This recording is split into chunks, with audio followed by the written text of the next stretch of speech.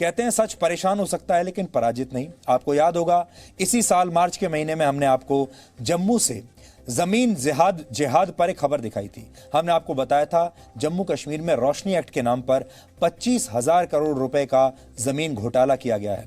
जब हमने ये खबर आपको दिखाई तब हमारे देश के कुछ लोगों को यह सच बहुत चुभ गया था और पूरा टुकड़े टुकड़े गैंग जी न्यूज का दुश्मन बन गया था।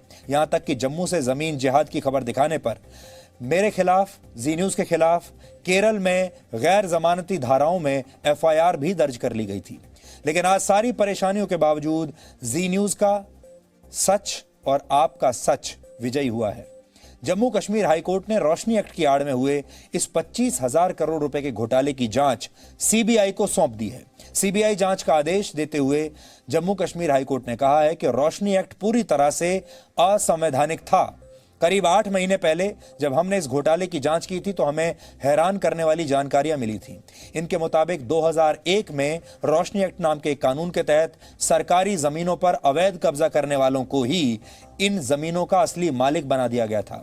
यह एक बहुत बड़ा जमीन घोटाला था जिसमें अवैध कब्जा करने वालों को बेशकीमती सरकारी जमीनें कौड़ियों के भाव बेच दी गई थी। हम आपको 11 मार्च की अपनी वो रिपोर्ट आज दिखाते हैं जब हमने जम्मू में चल रहे इसी जमीन घोटाले के बारे में आपको बताया था।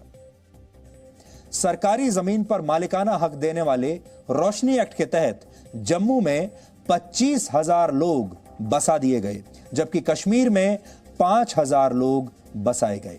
सबसे ज्यादा हैरान करने वाली बात यह है कि हिंदू बाहुल जम्मू में जिन 25,000 लोगों को सरकारी जमीन का कब्जा दिया गया उनमें से करीब 90% लोग मुस्लिम थे। आज हम आपको आंकड़े दिखाएंगे और ये आंकड़े शायद आपकी नींद को तोड़ देंगे। सवाल यह है कि अगर रोशनी एक्ट सिर्फ अवैध कब्जे वाली सरकारी जमीनों पर मालिकाना हक वैध करने के लिए था तो फिर हिंदू बाहुल जम्मू की जमीनों पर करीब 90% मामलों में सिर्फ मुसलमानों को ही कब्जा क्यों दिया गया। हम यहां पर किसी धर्म विशेष के खिलाफ नहीं हैं, बिल्कुल भी नहीं है, और हम भी उतने ही धर्मनिरपेक्ष हैं जितना यह देश धर्मनिरपेक्ष है, जितना आप सब धर्मनिरपेक्ष हैं। और धर्मनिरपेक्षता का मतलब यह है कि किसी खास धर्म को अहमियत ना देना, सबको बराबरी के दृष्टि से देखना। यहां हमारा मुद्दा यह है, हम ये नहीं कह रहे कि धर्म विशेष के लोगों को फायदा दिया गया। उससे भी बड़ा मुद्दा यह है कि हर धर्म को बराबरी का दर्जा नहीं दिया जा रहा, हर धर्म को बराबरी की दृष्टि से देखा नहीं जा रहा। एक धर्म को ज्यादा महत्व मिल रहा है और दूसरे धर्म को कम महत्व मिल रहा है, और यह धर्मनिरपेक्षता नहीं हो सकती। सवाल यह है कि क्या यह जम्मू की हिंदू बाहुल आबादी को मुसलमान आबादी से बदलने की साजिश थी, और क्या सरकारों ने बहुत सोच समझकर ऐसे कानून बनाए जिनसे जम्मू की डेमोग्राफी को बदला जा सके। तो आज हमें इस बात का बहुत संतोष है कि जो मुहिम हमने शुरू की थी आज वो अपने अंजाम तक पहुंच गई।